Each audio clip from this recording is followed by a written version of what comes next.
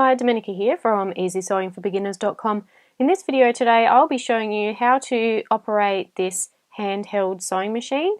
Now I'll be using the Handy Stitch brand, but they're all very similar, so hopefully this video can help you today no matter which brand you have.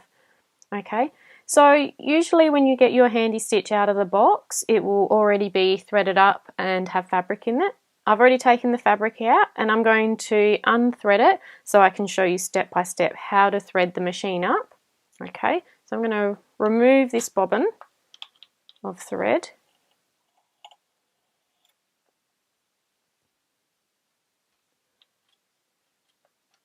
Okay, so what I'm going to do before I do anything else with this machine, I'm going to put it into the lock position. So you have the operating button at the top here and there's a little lock here. So most machines should have something like this. So to lock it, we just slide it in under that button. Okay. Now, this is a battery operated machine, so I'm going to load the batteries into the bottom here. Now this takes 4 AA batteries and it's got some little symbols on the side to help you see which way they need to go.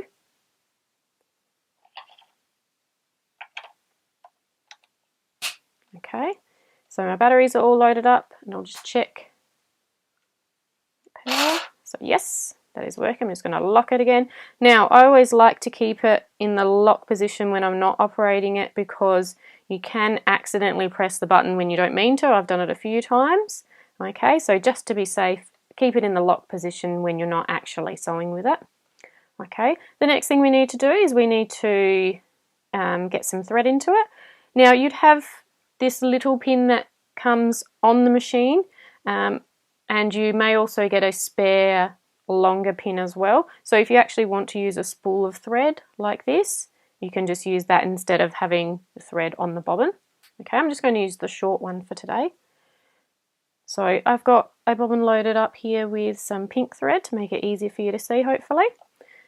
So I'm going to put my pin through the bobbin of thread there, and I've got my spring on there. Now this comes loose, so be careful not to drop it because it is hard to find on a floor. I'm going to push that pin into that spot there. Okay, now it doesn't really matter which way the thread is coming off the bobbin. The first thread guide is right here, so we need to pass the thread from the bottom through to the top.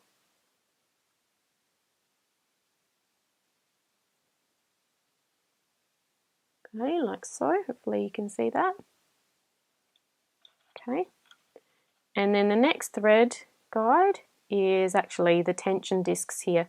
So just on this little knob here you have 2 little discs. Okay, and the thread needs to sit in between those 2 little discs. Okay, and just hanging down like so. Alright, now the next thread guide is a little bit of a tricky one. So right underneath the arm here you can see a hook. Okay, and the thread needs to be hooked. It needs to be over that hook. So I'm just going to use my fingers here, so bear with me.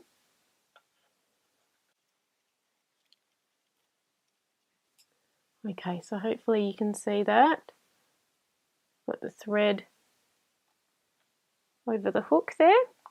Okay, and the last thing we need to do is we need to put the thread through the needle going from the back through to the front. Now the direction is quite important. Now the easiest way I've found to do this is with the little needle threader that they've given you in the little pack. So I put the little hook through the hole or the eye of the needle, and I have the hook facing down, and just need to hook the thread under that hook. It'd be much easier if this was on the table, but I'm holding it here so it's easier for you guys to see. Okay, and just hold that thread out and carefully pull that hook through the eye of the needle. Oh, I've just got a little loop. I'll see if I can get that. Ah, I'm going to have to try that again.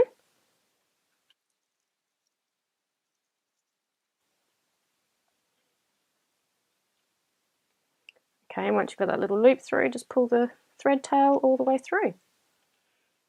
Okay, now the machine is threaded and ready to use. Before we do that, I'm just going to show you a couple of other parts. Here we have the rotary wheel. So this allows you to take the needle up and down. So it doesn't matter which direction you use it in, either way works. Okay, and we also have this one, this bit here. This is the fastening plate. Okay, and I'll be showing you how to use that in a minute. Alright, we're ready to sew. So I'm going to show you the way that I prefer to use it, or the easiest way that I think to use it is first. So the easiest way I found is to have the little handheld sewing machine sitting on your table like so. Use my left finger to operate the on-off switch, and then I use my right hand to guide the fabric through. Okay, so I've just got 2 pieces of cotton here that I'm using. Alright, so the easiest way I've found, when you're ready, unlock the machine. Just place your fabric at the beginning of the fastening plate here. So the fabric is going to be pulled from this direction towards the back, okay? Or if you're holding it this way, it's going to go from right to left, okay? Alright, so I've got it flat on the table.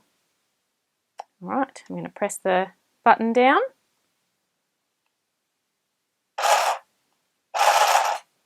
Okay, so it started sewing. Now, if you've just threaded the machine up, what I suggest you do, because you're going to have that thread tail that's going to be getting in the way there, if you just grab that thread and just pull that all the way through, and that will keep it out of the way of getting tangled up in your stitching there.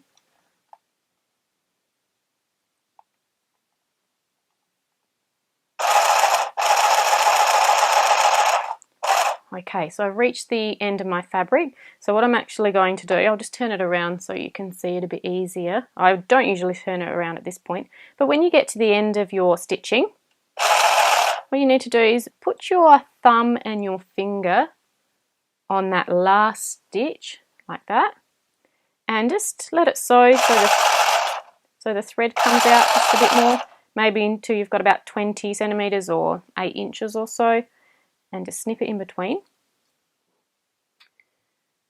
Okay, now the reason why I suggest you hold the thread is because when you actually pull this, because it does a chain stitch, if you pull that thread now and just leave it as it is, your sewing is going to gradually come unstitched. Okay, so what you need to do at this point is you turn your fabric over and you need to find the last loop, okay, and you need to pull that thread tail from the front through to the back, okay, and that will help to stop your stitching from coming undone. Now I'll just show you what else I suggest you do to stop it from unraveling, or to make it a bit more secure. So to secure your thread even more, grab the little hook that came with your pack, and what I like to do is just create a little loop with this thread. So lay it down like so. Okay, I'm going to keep my finger on that loop, and at the same time I'm going to pass this little hook with the little hook bit facing down under the last stitch, and I'm going to grab that thread and pull it under that stitch. Pull it all the way through, don't let that little loop come through. And then I'm just going to pass that thread tail through the loop, okay, and pull it nice and tight. And that will keep your thread even more secure. Okay, now the other end should be fine, okay, but if you want you can do the same thing with that end. Now the other way that you can start sewing with this, especially if you're hemming pants or the bottom of a t-shirt and you don't actually want to start sewing right from the edge, is make sure that's locked. You can actually lift up the fastening plate. Okay, so very carefully. Okay, without pushing down on this arm, because sometimes when you push on the arm it could make it feel like it's going to sew your finger. So lift up this fastening plate and make sure the needle is in the highest position by using that rotary wheel, and you can place your fabric under the needle where you want to start sewing. Okay, and the same thing, unlock and sew.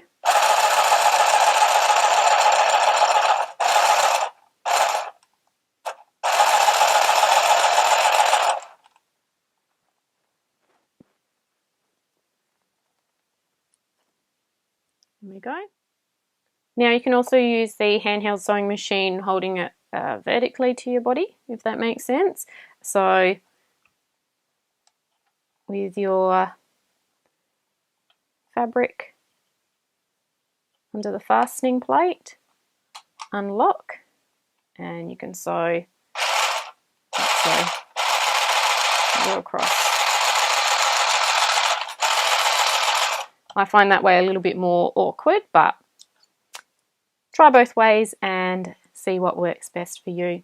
Okay, I hope you found this video useful. Hit the thumbs up if you have. Subscribe to keep up to date with any new videos. If you have any problems with this machine and you'd like some help with troubleshooting, then pop a comment down below and I'll try my best to answer it for you. Okay, check out the playlists at the end of the video, and also check out the playlist for the other mini sewing machine. You might have one of these in your house. I'll show you step by step how to use one of those as well. Okay, thanks for watching and I'll see you next time.